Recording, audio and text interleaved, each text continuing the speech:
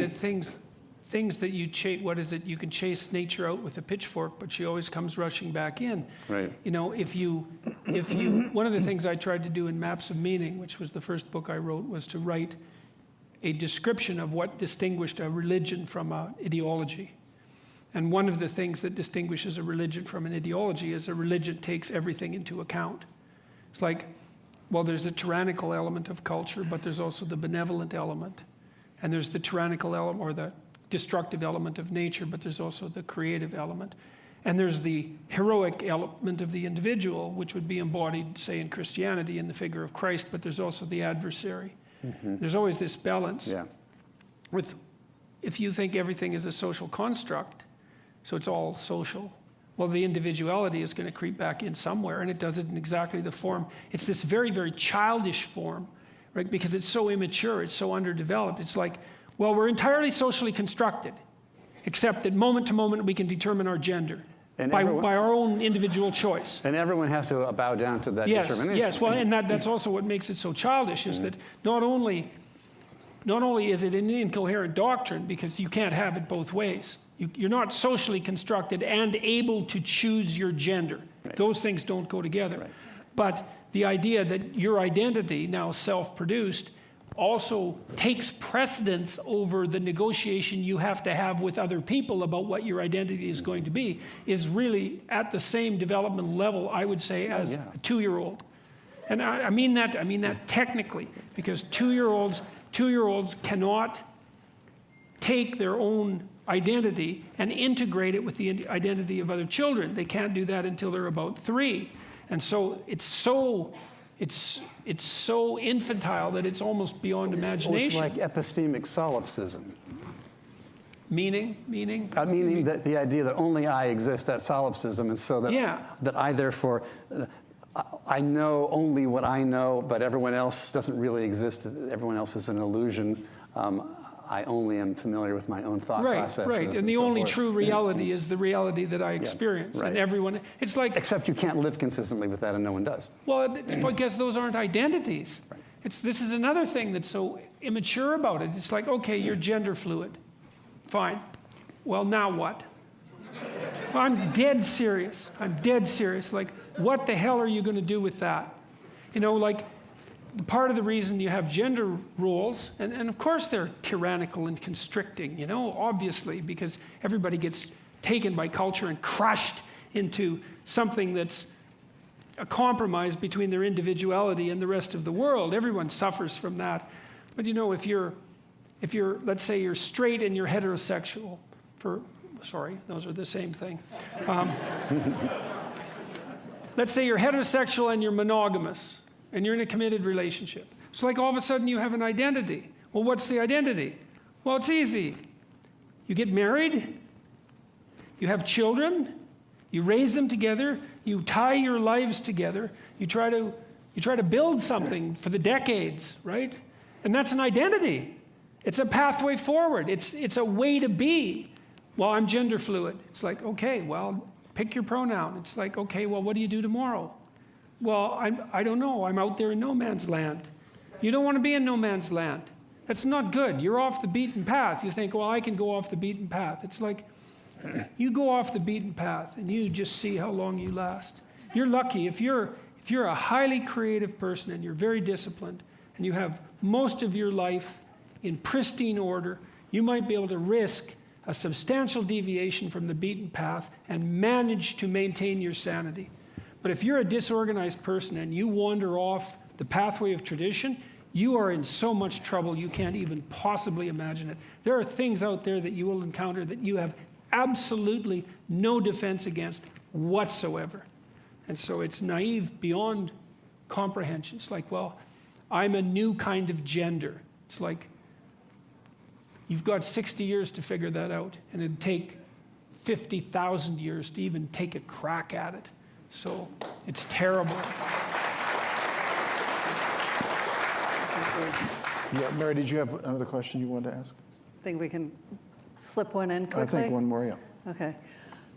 You talked about how dangerous it is to tell young person whose life is messed up, that they're just great the way they are, with which I completely agree.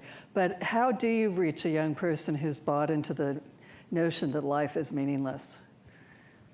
Well, the first thing is you tell them why they think that. It's like they've got all sorts of reasons to think that. It's like life is hard. It's a crucifixion. That's right. And so it's no wonder they think that. It's like, okay, fine. First of all, we're going to take it seriously. Yeah, you're suffering and adrift, and you have your reasons. So you take those reasons seriously, and you say, despite that, there's more to you than you think. And you know that too, because you upbraid yourself for not manifesting it. Mm-hmm. And you say to people, well, I ask people, for example, well, who do you admire?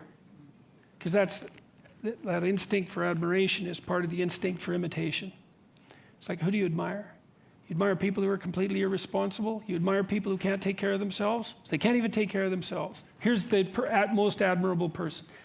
Completely useless to themselves, maybe even counterproductive. Just a bloody catastrophe for their family. And like, what would you call? A social danger. Like, no one admires that. No one admires that. It's like you start minimally. Can you take care of yourself? At least that. That'd be the first thing. And then is there enough to you so that maybe someone else could rely on you now and then? And maybe a number of people, maybe your family. You could be the glue that holds them together and mends them. And then maybe there could be more to you than that. Maybe you could be someone for your community, and God only knows how far you could go with that. Those are the people you admire. It's like, well, try that out. See what happens. And start locally. Carl Jung said, this is one of my favorite Carl Jung quotes. He said, modern man does not see God because he will not look low enough. I really like that. And so, I've been telling the people that I talk to the same thing. It's like, you have a certain amount of potential within your grasp. You may find what you have contemptible because you're not in a position of power. This modicum of possibility that's been granted to you is beneath you. And so you do nothing with it. And so you get nothing from it. You take that seriously. You do the small things you can, the humble things that you can to put yourself together in those tiny, embarrassing ways that are real. And if you do that enough, you'll fortify yourself, and that will work. And one of the things that's been unbelievably heartening to me, it's ridiculous, really. Like, normally now, if I go out during the day, if I go to any city, I've been to like 150 cities in the last year, and if I'm walking around on the street or in an airport, someone will come up to me about every 10 minutes or so, and they'll say the same thing. They always say the same thing.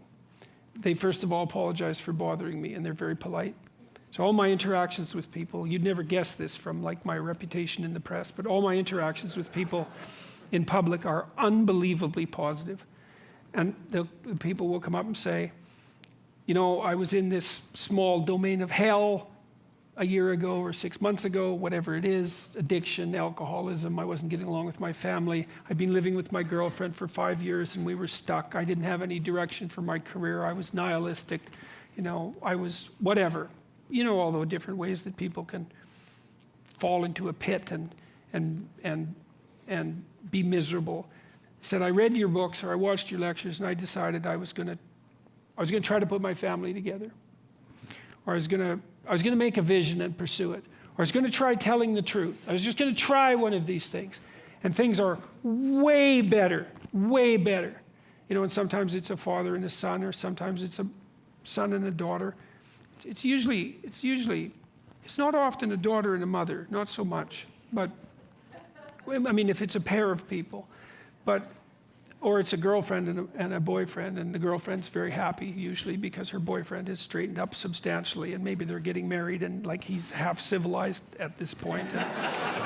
But it's an unbelievably positive thing to see, and it's a real thing. It's like it's so interesting to watch the fact that all people have to do is put some of these things into practice, and all of a sudden that little modicum of potential that they had, because they got humble enough to deal with it properly, starts to expand and expand. And like I believe, and I do believe this, and I think this is part of the Christian message fundamentally, is that there's actually no limit to that expansion.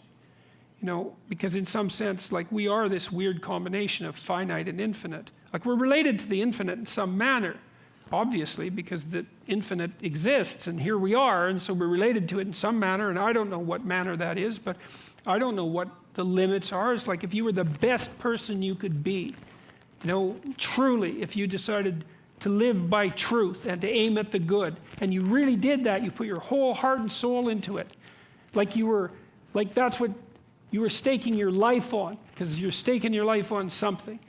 Who the hell could you be? And no one knows, you know. You know perfectly well you could be far more than you are.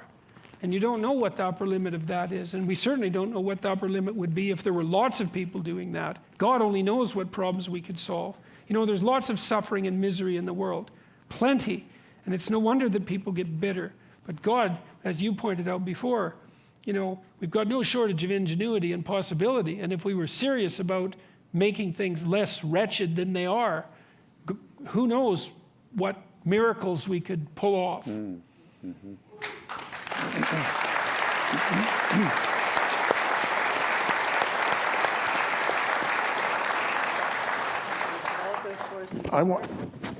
I want to especially thank Dr. Peterson again for his brilliant, courageous, and inspiring work.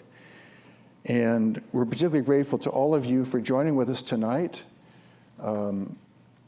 I want to also especially thank the wonderful people who've made tonight possible, especially my colleagues at the Independent Institute. Our team is just fabulous, and thank you for that.